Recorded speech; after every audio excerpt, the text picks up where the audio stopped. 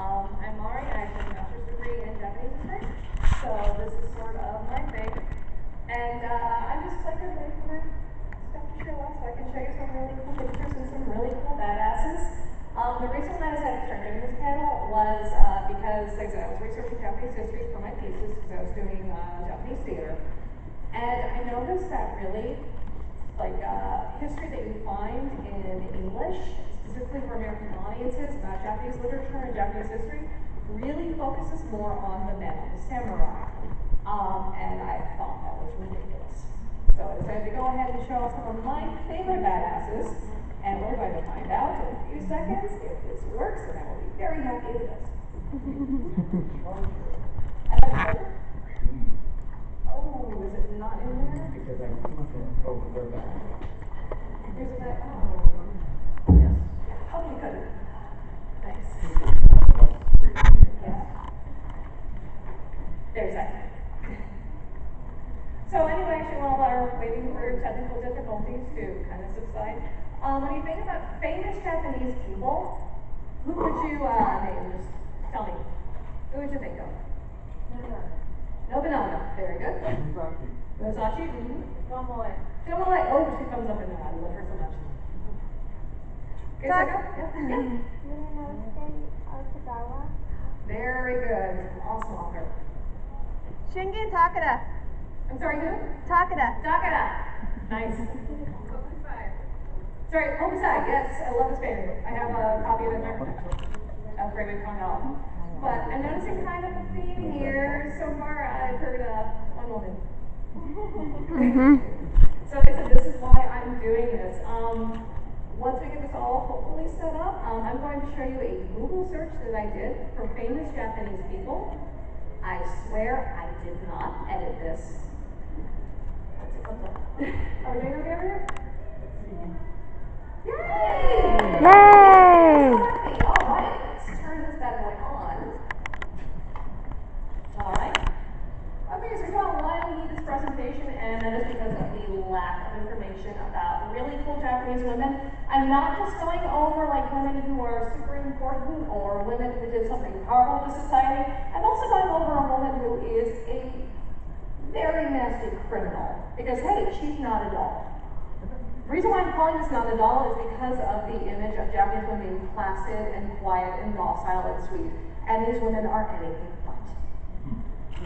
Alright, so I did make a Google search on famous Japanese people. I have Takashi Miike. I have Steve Aoki. I have Anna Suchaya, who is she's an actress. I have Yoshitsugu Matsuoka.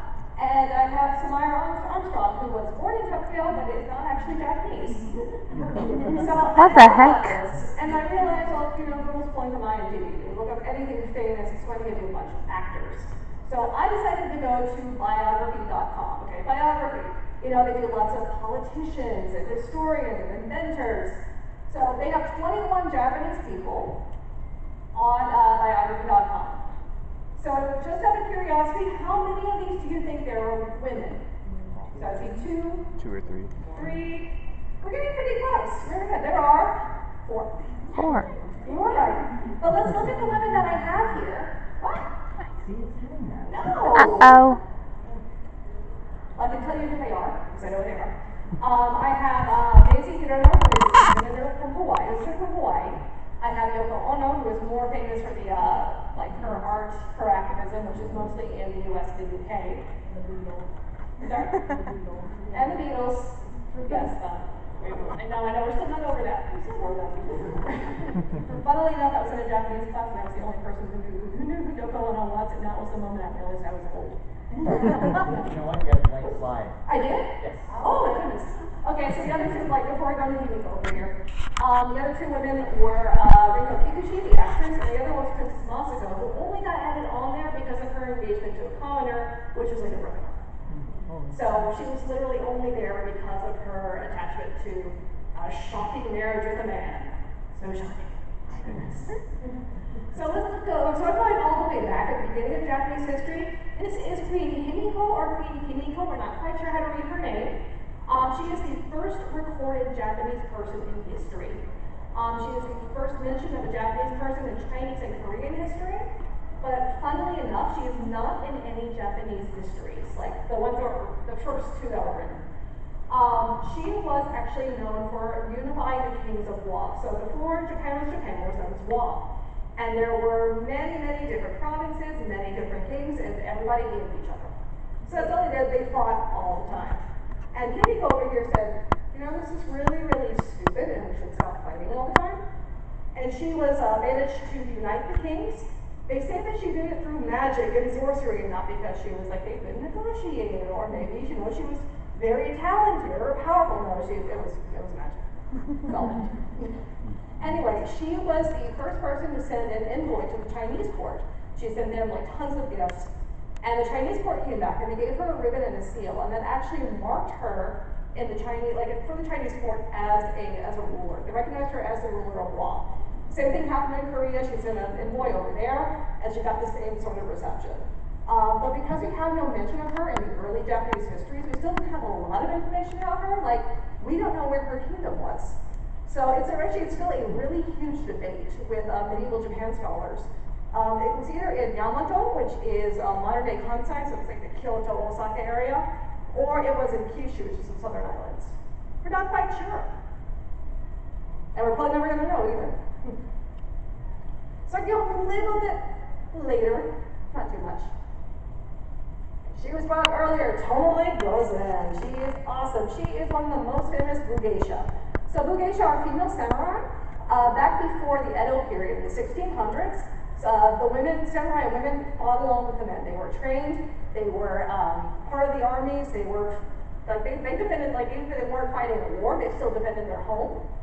And Tomoe in particular was known as, she was one of the best fighters. She was great at archery.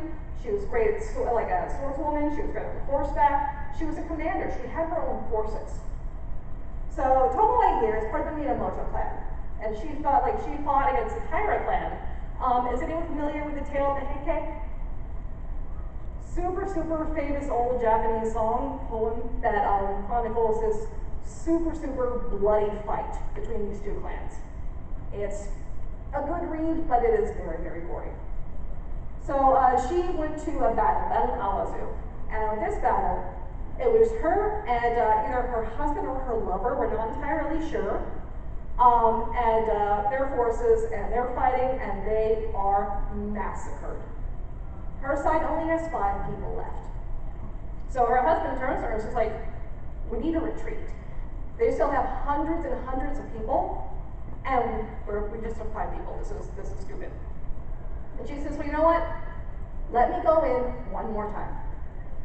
After that, we're done. And he says, okay, go. So she goes in. She finds the strongest person there, Handa no Morishige, and just chops off his head. Handa no Morishige's Wikipedia entry says that he is best known for being beheaded by Tomoe Gozen. So she's also in the same battle. She kills Ieyasu Ueda, who is also another super famous warrior. Evades capture from him, evades capture from a bunch of other forces. So she's known as the warrior worth 1,000 because she had the power of 1,000 men. We don't know a lot about what happened to her later. After the battles, it's kind of a mystery what happened. We don't know if she got married. We don't know if she had children. We don't know if she became a nun. There's like a million possibilities for this. But what we do know is pretty awesome. So she is definitely one of my favorite badasses. And then we get to go a little further. Sorry, there's a lot of paintings here. All right, Murasaki Shikibu. Has anyone read The Tale of Genji? Yay, I've seen kids. Or has anyone played any of the games based off The Tale of Genji? Like, Journey to the West? Well, it really wasn't, but anyway. I forgot what game it was. I'm just liking right there. So Shikibu here, she was the first person to write a novel in recorded history. Not recorded Japanese history, recorded history, period, which is super awesome. Her name is Fujiwara no Takako, maybe. We're not entirely sure. That's why everyone still calls her Murasaki, because that's the name of the character from Tale of Genji, who was one of Genji's many, many lovers. Anyway, Murasaki was a poet, she was a novelist, she was a lady in waiting, and she hated every minute of it. The reason why we know this is because of her diary.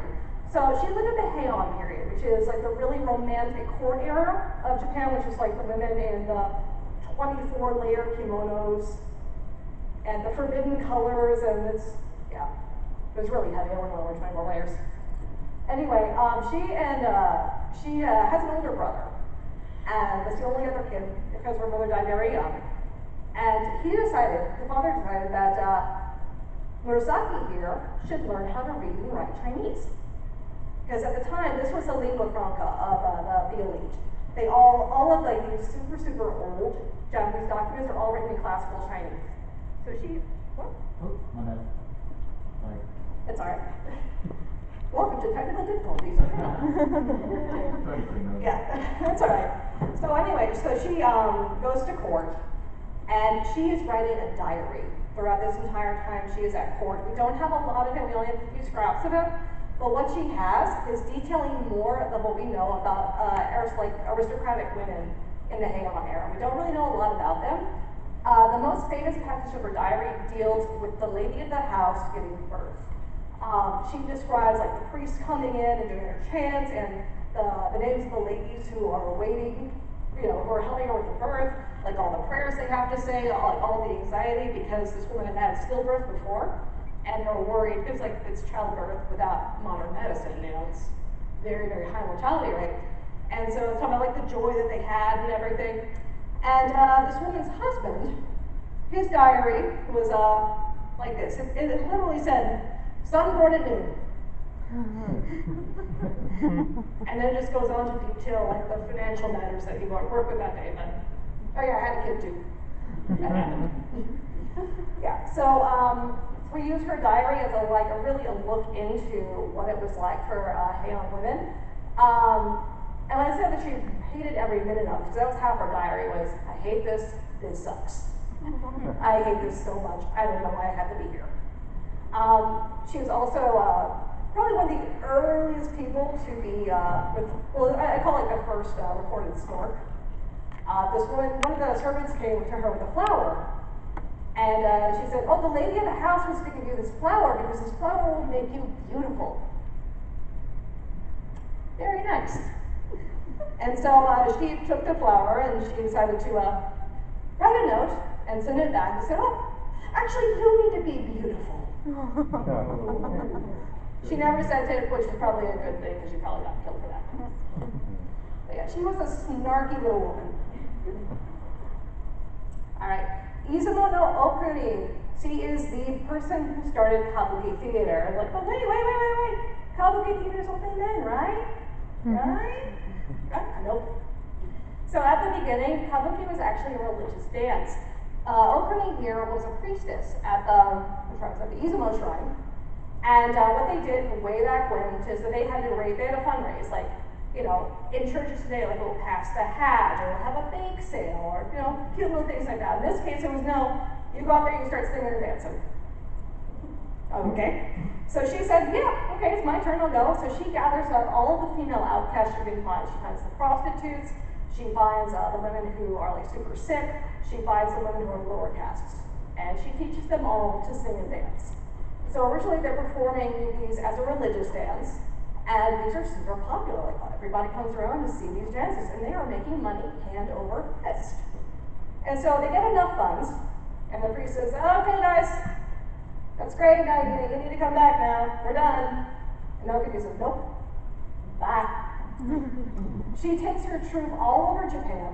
The dances become a little more risque, and they're still just making tons of money. And this is the beginning of Kabuki theater.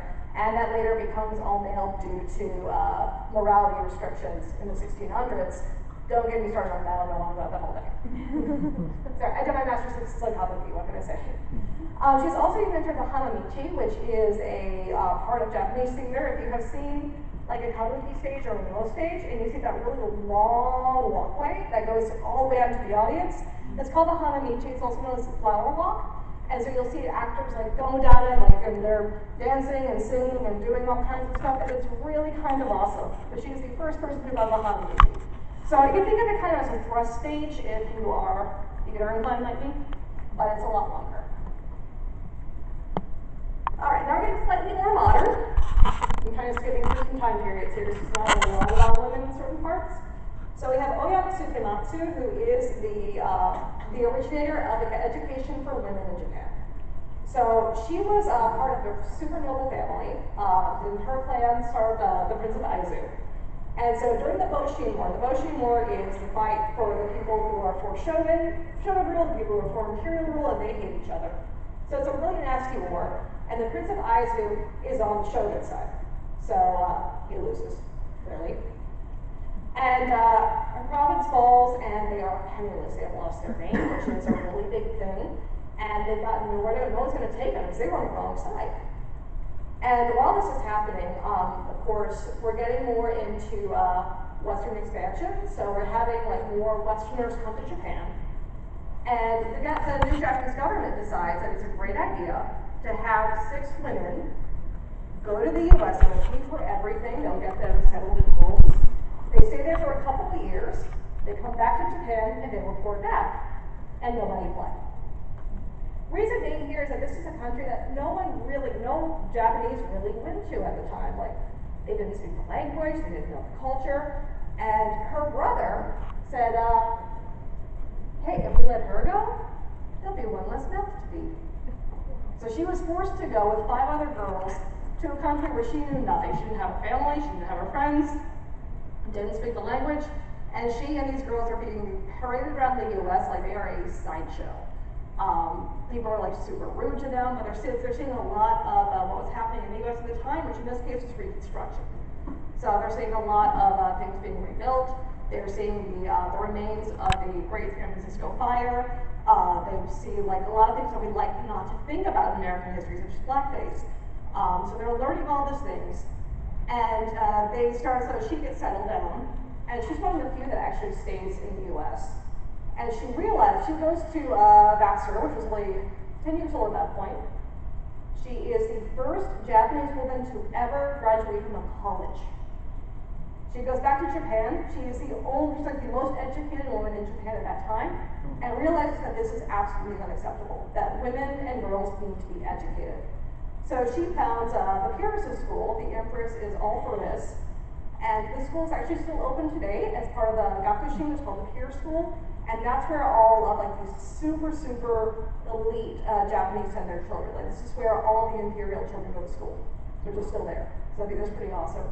She also opened the first English school for women, which eventually became a college, which is still running. So she really did a lot for education for women, and that's why she's still like, she's the mother of formal education for women in Japan. She is the reason why there are schools for women. She was able to get a law passed that required every single province to have a school for girls. So that everyone in the street, they could all go. So that was also pretty cool. Alright, I can take a break. Okay, this is a group. These are the Moga. So in the 1920s, we have the Moga. So we have the flappers, like in the US. These are basically the Japanese equivalent of flappers. They love Western stuff. Like the US, the UK, everybody, like they're getting the movie magazines. They want to dress like the girls they see. They idolize movie stars. And they do horrible things. They show their